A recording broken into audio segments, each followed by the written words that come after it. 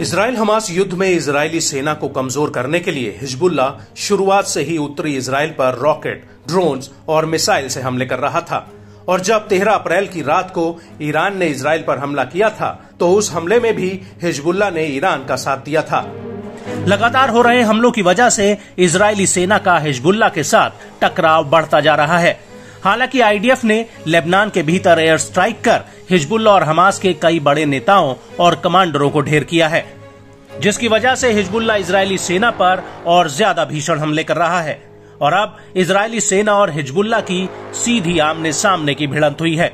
दरअसल हिजबुल्ला ने दावा किया है कि आईडीएफ की गोलानी ब्रिगेड्स उत्तरी इजराइल से लेबनान के भीतर घुस आई थी, जिसकी हिजबुल्ला के लड़ाकों के साथ जबरदस्त भिड़ंत हुई है और इस भिड़ंत में इजरायली सेना के जवान मारे गए हैं और घायल हुए हैं।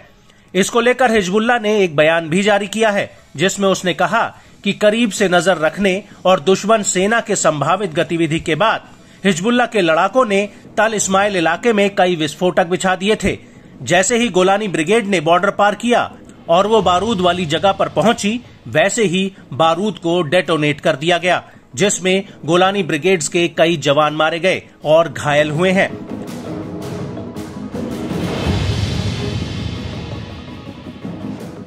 वहीं दूसरी तरफ इजरायली मीडिया ने भी आईडीएफ के जवानों के घायल होने की बात कही है।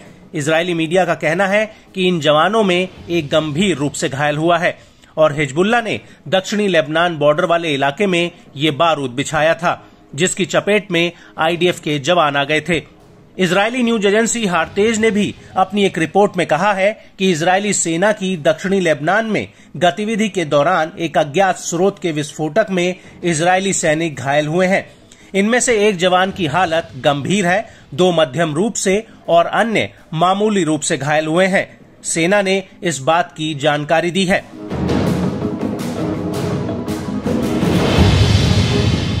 इजरायली मीडिया ने इस बात की भी पुष्टि की है कि घायल हुए जवान गोलानी और यलाम ब्रिगेड से ताल्लुक रखते हैं और इन जवानों को हेलीकॉप्टर के जरिए घटनास्थल से रेस्क्यू करके अस्पताल ले जाया गया है।